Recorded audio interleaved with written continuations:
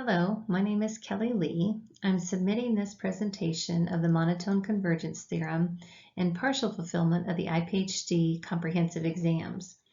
My primary discipline is curriculum instruction under the advisement of Dr. Rita Barger. My co-discipline is mathematics under the advisement of Dr. Noah Ree. I have taught secondary mathematics for 20 years, currently teaching dual credit classes through UMKC to mainly junior and senior secondary students. Due to our current world pandemic, I'm presenting this oral exam online. Before COVID-19, I did not take in consideration including online education in my dissertation. The purpose of my study is to examine how strategies impact teachers' efforts to teach for diversity and understanding and consequently impact their students' academic performance and participation in mathematics. As I present the monotone convergence theorem, I have in mind undergrad students and even secondary students getting a glimpse of post-calculus work. I will begin with an intuitive approach of the theorem and then finish the proof with a mathematical induction.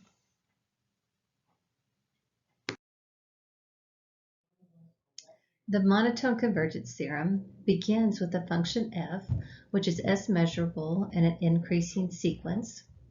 We assume that the limit as n approaches infinity is a real valued function with all x and r. So the function f is defined by a measurable function with x, a member of R again, given by the limit of that sequence of function for all x and x.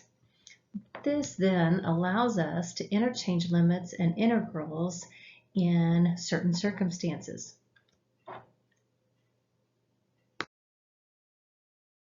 Let's first look at the monotone convergence theorem with an intuitive approach. If our sequence is bounded and monotonic, then it must converge. Presenting this with intuition, let's look at the sequence first as a list of real numbers along the real axis, and then we'll look at the same reasoning by viewing this sequence as a function on the positive integers. So our first assumption is that the sequence is bounded, so it must be between two values. And we will call those the lower limit and our upper limit. So every term of our sequence must lie between these two fixed values, the lower and the upper bound.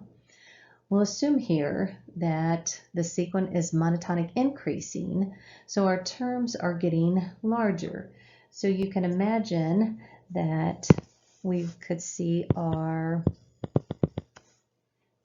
f sub 1 term being here, where our f sub 2 would be larger than f sub 1, and f sub 3 would be larger than f of 2, and so on. And as we move further and further down the sequence, our terms are getting larger. And the question is, can the terms grow out of bounds? And of course, our answer is no. The terms can't go up to infinity because of our assumption that the sequence is bounded. It's bounded both below and above, so even though the sequence is increasing, it can never go beyond our upper limit here of u. And so you think as we keep increasing, at some point we're going to have to hit a wall because we can't go beyond u. The wall could either be u or it could be smaller than that it could come before u. In most cases, the wall will come before u. So let's assume we're given a value here that we would hit the wall maybe at this point here. Again, we cannot keep increasing forever and out of bounds, so at some point we'll hit a wall. So if we have our f sub 4 and 5 and 6 and 7 and continuing on and on, sequence is increasing, we never go past the wall, but we keep getting larger and closer to the wall, so that will be our limit. And our technical term for that, we will call that our supremum of our sequence.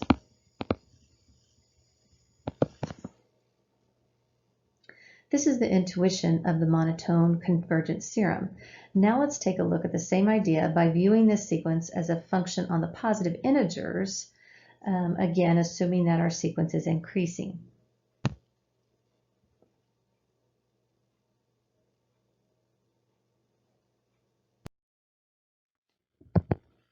Okay, and again, let's assume that our sequence is increasing.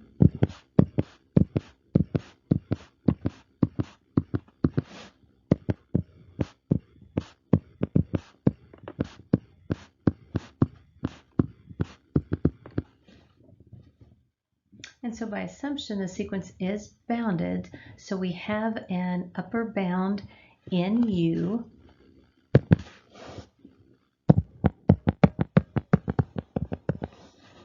Our U is going to be our upper bound.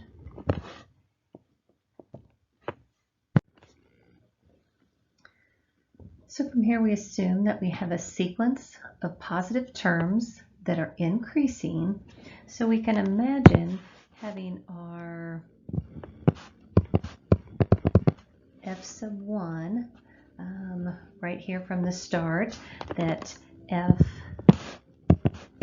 sub 2 would be a little bit larger, and so forth. F sub 3 larger than f sub 2. F sub 4, again continuing on, that our terms are getting larger and larger, but can't go out of bounds, as every term of this sequence will lie below U. So since we can't keep increasing out of bounds, at some point we'll have to hit a ceiling. It could be U, but probably slightly lower than U, that we would have a ceiling here, that our terms are going to get larger and larger and closer to that ceiling.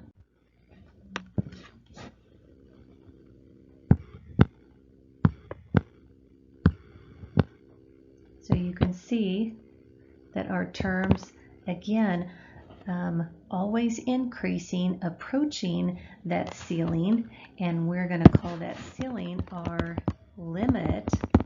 As in our proof, we'll see that we use the term supremum of our sequence. So the terms are getting larger and larger, but because they're bounded, that can't just continue going out of bounds. So at some point, they'll have to hit a ceiling, whether it's the upper bound or slightly smaller. And so the terms will eventually crash against this ceiling and converge to the limit or the supremum.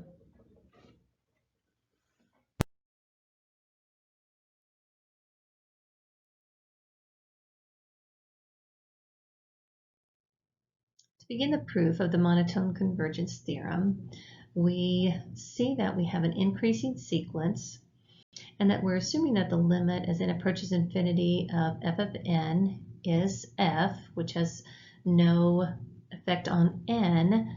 We assume also that the integration of f of dm is less than infinity. So we have f of n less than f. So again, our sequence is increasing for all n. Hence, with the property of integration here, our star, that the integration of f sub n d mu is less than or equal to the integration of f. So it's bound here by the integration of f with respect to mu for all n.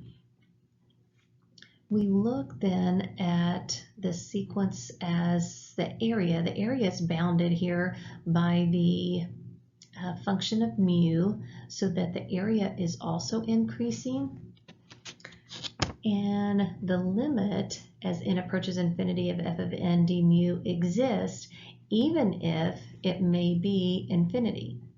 So from the star up above, then we have that the limit as n approaches infinity of the integration of f of n d mu is less than the integration of f d mu, and we have that side of the inequality proved.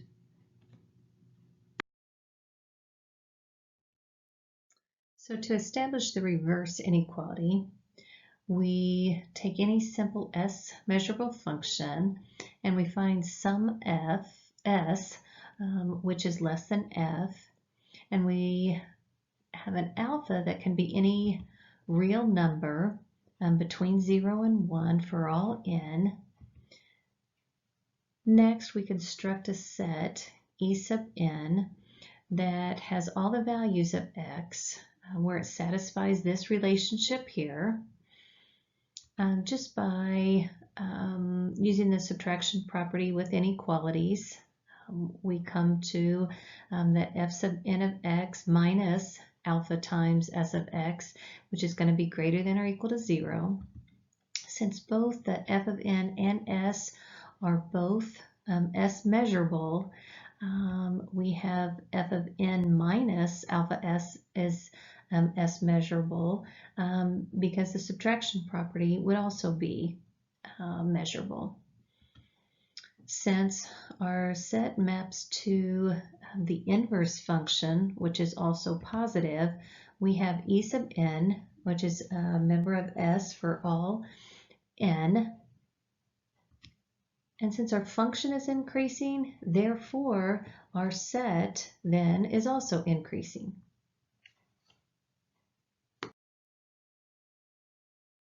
Next, we have a claim that set X is in the union of all set E sub n.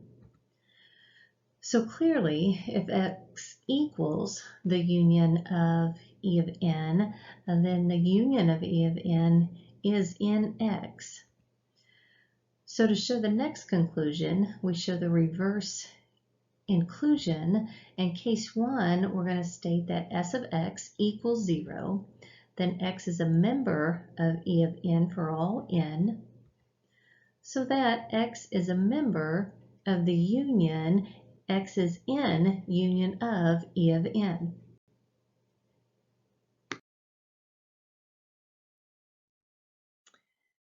And next we have case 2. We're going to let S of X be greater than 0. And in this case, I'm naming it double star. We have an S of X that's between alpha times S of X and F of X. And let's suppose that alpha times S of X is going to be greater than F sub n of X for all n. Then our alpha S of X is going to be greater than the limit as n approaches infinity of f sub m of x, which is f of x, which we can see from above is a contradiction to the double star. So we come to the conclusion that then there exists an n, which is such that alpha s of x is less than or equal to f of n of x. Hence, the x is an element of our E, which is a subset of the union of E sub n. So in either case, 1 or 2, 1 and 2, x is an element of the union of E sub n. Thus, our x then is a subset of the union of E of n. And hence, x is the union of E sub n as desired.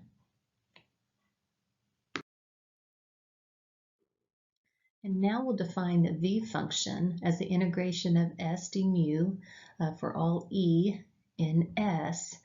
And instead of just assuming that v is a measure on S, I have included the steps here to show that V is a measure on S, and I'll continue with the next slide of stating that yes, by these steps here, we know that V is a measure on S.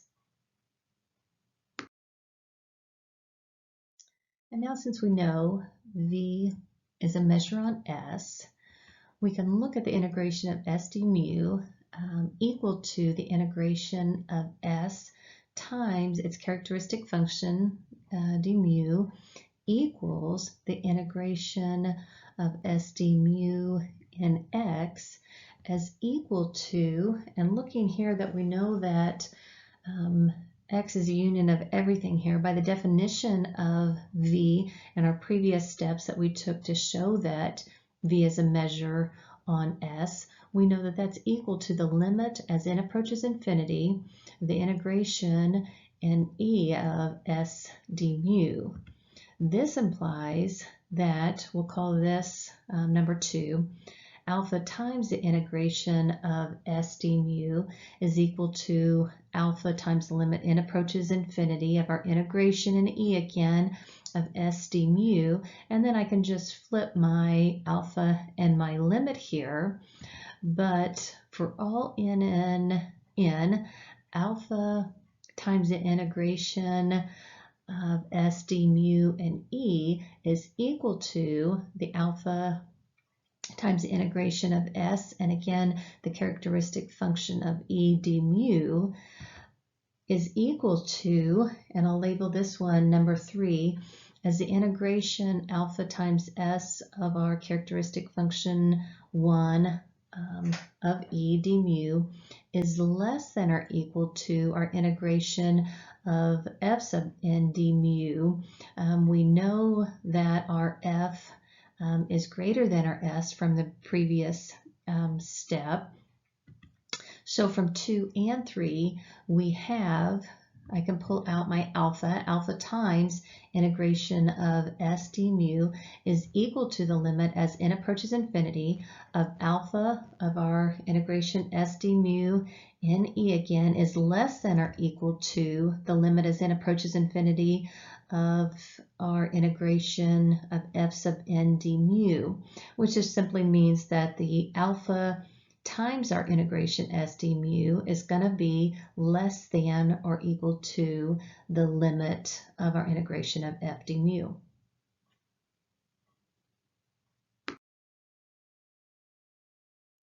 And so, according to the definition of simple functions, we see here that we have the supremum of alpha, which is n0, 1, which comes to the conclusion that it's equal to the limit as n approaches infinity of the integration of our function d mu as our simple function definition states. Hence, we come to the conclusion that the integration of f d mu, and we take all the supremums less than f of all the simple functions of our integration S d mu, then our integration of f d mu is less than or equal to the limit as n approaches infinity of our function d mu by 5 up above as it's stated by the bracket and the steps above. We see then from 1 and 6, 1 on a previous slide and 6 right up here above, we have then that the limit as n approaches infinity, the integration of our function d mu is equal to the integration of f d mu as desired. So we can see then, as a conclusion of the monotone convergence theorem, our proof shows that if a sequence is increasing and bounded above by a supremum, then the sequence will converge to the supremum. And I think as a math educator, I would take this opportunity to continue this proof and to engage students in mathematical discourse. I would have the students discuss the decreasing sequence now. We would discuss why the monotone convergence theorem should really be called the increasing convergence theorem, since it doesn't hold for decreasing sequences that are non-negative functions. I would continue to allow students to discuss this avenue of the theorem.